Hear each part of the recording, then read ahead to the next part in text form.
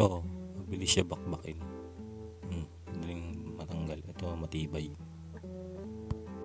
So, mga kasabwat, no, welcome back to my channel.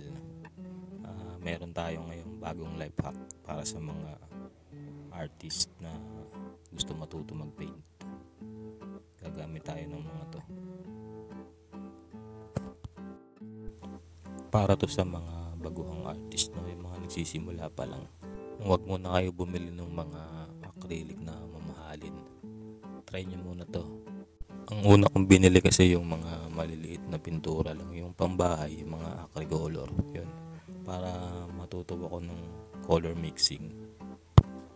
Kaso, ang output na kulay niya, pag natutuyo, parang ano siya, matte.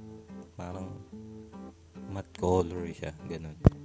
Nag-research ako, yun, meron din palang medium ang mga acrylic paints, parang oil din. So yun, ang binili ko yung gloss medium. Parang pagka hinalo mo siya sa color mo, magiging close yung finish niya. At the same time, magiging extender din siya. Parang pag mix mo, dadami yung kulay mo. So mga kasabwat, no, makikita nyo dito, parang wala namang pinagkaiba. Parang dumami lang siya nung hinalo ko. Pero basa pa kasi siya eh.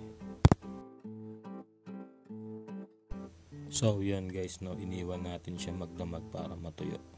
Ngayon balikan natin ang resulta.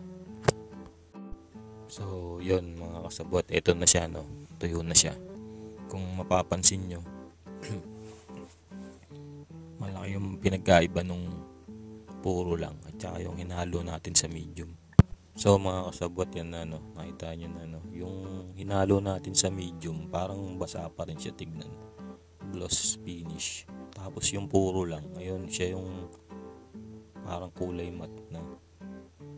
Kaya malaki yung pinagkaiba nilang dalawa, no? Yung quality naman niya guys, tignan natin, subukan natin bakbakin, no? Ayan, no, nakikita nyo, mas madaling mabakbak yung puro lang. Tapos yung hinaluan natin ng medium, yan, medyo makapit siya, mahirap siya tanggalin. Ayon sa aking pananaliksik guys, same lang to dun sa mga binibentang acrylic paint na pang painting. Kasi ito yung binder niya, kaso wala nga lang siyang pigment. Polymer binder, kaya matibay din siya, hindi siya basta-basta nababakbak. May mga napanood din akong video na ginagamit din to, parang ano, pang varnish ganun, para makuha nila yung gloss effect. Hindi ko lang alam kung mas maganda ba yun o bumili ka talaga ng varnish. Hanggang dito na lang, no. Pwede kayong mag-subscribe para sa mga susunod nating life hack sa mga nagtitipid na artist yan. Ito pala yung ginamit ko. Thank you, salamat, bye bye.